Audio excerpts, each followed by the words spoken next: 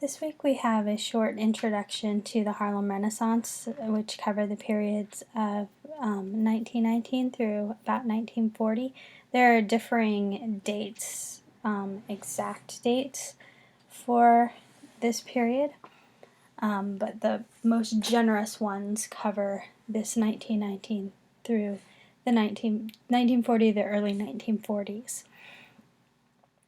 This time was a time of cultural flowering in the Black American community.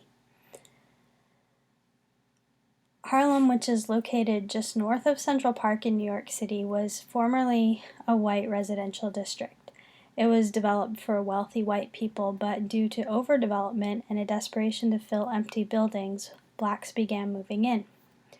Many whites fought to keep the blacks out, but as they failed to do so, those whites began moving out of Harlem, so that by the 1920s, Harlem had become a virtually all-black city within the borough of Manhattan.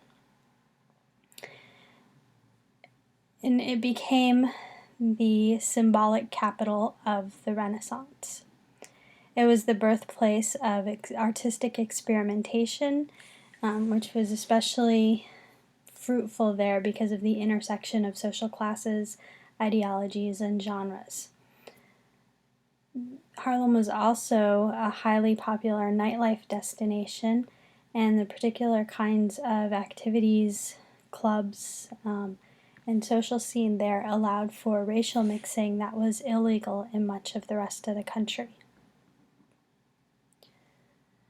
Harlem was the home to several organizations dedicated to black civil liberties. A couple of the most important ones is the National Association for the Advancement of Colored People, or the NAACP, which is very active today, and the National Urban League.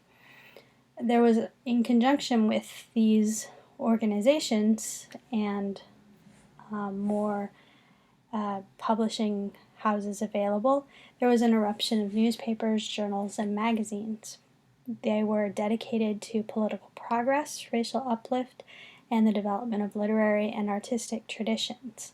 A few of those important publications were The Crisis, which was produced by the NAACP, Opportunity, which was a publication of the National Urban League, and The Messenger, which was a socialist journal connected with a black labor union.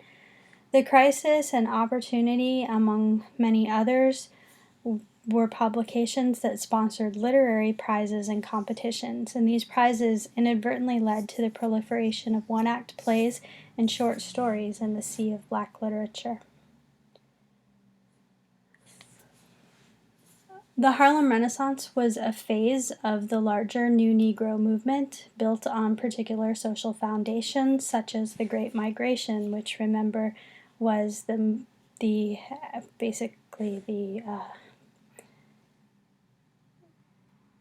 movement in droves, the migration in droves of blacks from the South to northern urban areas. There was the dramatically rising levels of literacy as more and more black Americans were able to not only go to basic schools, elementary, middle, high school type schools, but were also able to pursue higher education and professional schools, entering into professions such as medicine and law that had previously been closed to people of color. It was also built upon racial uplift, the ideals of racial uplift, the creation of African American civil rights organizations, the opening of socioeconomic opportunities, and developing race pride and Pan-African sensibilities. W.E.B. Du Bois, which we just finished reading and discussing, The Souls of Black Folk, he called for a cultural renaissance to prove the genius of black Americans to the greater world. He presumed that by doing so, whites would then treat blacks with greater justice and compassion. The 1920s was a decade of extraordinary creativity in the arts for black Americans. This activity was concentrated in Harlem, But as we said, the movement took place in many cities throughout the country, particularly in the north. But Harlem had some things going for it that allowed it to be kind of this cultural center. Mostly its location, its accessibility, its proximity to communications, transportation, people coming in from all over the country and all over the world. So the intersection of ideas and that were were available in a way that had not been apparent in many of the other cities. So Harlem became the kind of cultural center. There was this proliferation of poetry, drama, fiction, essays, music, dance, painting, and sculpture.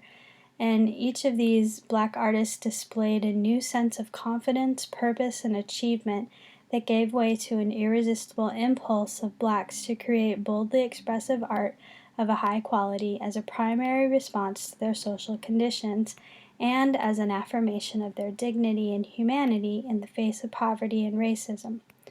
Ultimately, they sought to reconceptualize the Negro apart from the white stereotypes that had influenced Black people's relationships to their heritage and to each other. And you will see some of that in this week's reading of Nella Larsen's Passing, and you'll see some more of that when we get into Their Eyes Were Watching God for the next 2 weeks, the final 2 weeks of class. So this Harlem Renaissance, this is just a kind of a brief overview, introduction to the kind of setting that we have. And in our next presentations, we'll go more in depth into the arts and artists themselves.